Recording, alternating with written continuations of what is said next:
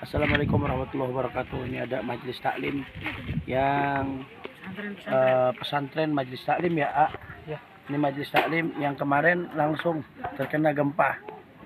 Alhamdulillah ya Allah. Ini berkah yang mereka yang meninggal dunia.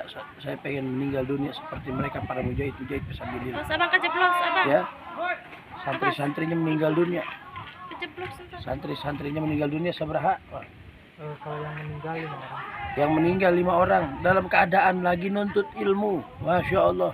Pahala jahid, pahala syahid, mujahid fisabilillah. Mudah-mudahan semuanya orang tuanya diberikan kesabaran.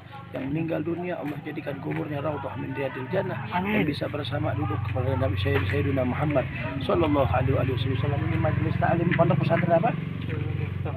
Miftahuz Zakiyah di desa Kampung Cisarua ya. Ini di Kecamatan Cigenang ya, Kabupaten Cianjur. Ini posisinya pimpinannya Kiai siapa? Ustaz Abah Abah Ustadz M. Yusuf. Mudah-mudahan juga Ustadz sehat walafiat insyaallah ya. Kita diganti lagi 2 lantai, diganti lagi sama Allah, dan santrinya semuanya jadi penerus ulama. Amin. Yang masih hidup, yang santrinya yang masih belajar jadi penerus ulama, dan jadi terus para pendakwah sampai jadi kiai berkah ilmunya dunia sampai akhirat. Terima kasih.